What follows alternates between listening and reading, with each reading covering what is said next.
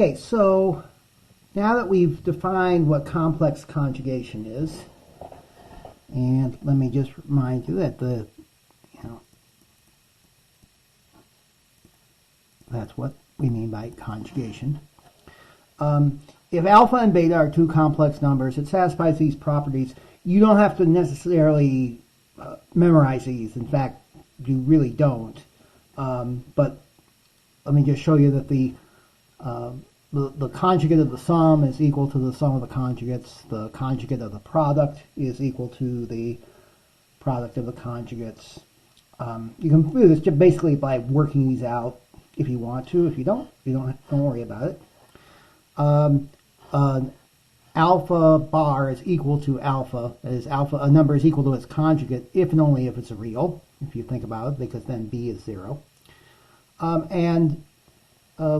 Sort of as a consequence of this, if we take the alpha, raise it to the nth power, and then take the conjugate, we get the same thing as if we took the conjugate of alpha first and then raise it to the nth power.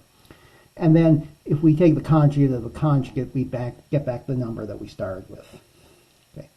So I just say this as a result of all this to say that if f is a polynomial with real coefficients and alpha is a complex 0 of f, then alpha bar, the conjugate, is also a complex 0 of f. Basically what we're using, the fact is that the conjugate of f of alpha is going to be f of alpha bar. That's as long as the coefficients of f are real. So what this means is the complex zeros occur in pairs. Okay. Maybe I should say so complex, non-real complex numbers occur in pairs. And I think we could see that in the last example, right?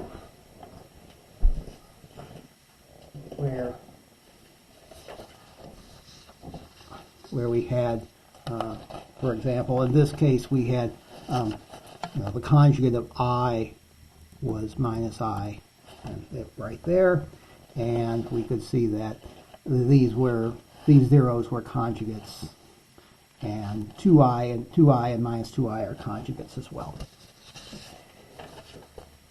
All right, so let's just do these next examples, which look intimidating, but actually there's not too much to it. If number 5, if g of x is a polynomial with real coefficients, and 5, 3 plus 7i, and negative 6 plus 4i are zeros, I should say, zeros. Find two other complex zeros of g. Okay, so, well, the conjugate of 5 is 5, but we already have 5 there, so we don't get anything new. The conjugate of 3 plus 7i will be 3 minus 7i, and the conjugate of negative 6 plus 4i will be negative 6 minus 4i. So these are the two other complex zeros that we need. So it's really just a matter of taking the conjugates of the zeros. Example 6, say we want to find a polynomial with real coefficients whose zeros include 3 and 1 plus I. Well, if 1 plus I is a 0, that means that 1 minus I is also a 0.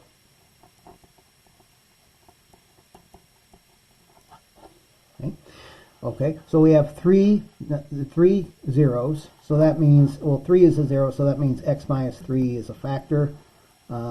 X minus 1 plus I is also a factor, and x minus 1 minus I is also a factor. And this will actually be a polynomial. In fact, if you were to multiply this out, you get x squared minus 2x plus 2.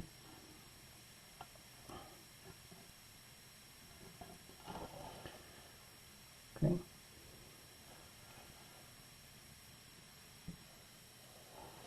And if you multiply this out, if you want, this is going to be x to the third minus 5x squared plus 8x minus 6. Okay. So it looks, this is the ugly form of a polynomial, the factored form. This is a standard form, but we actually get a lot more information from the factored form because we can read off the zeros.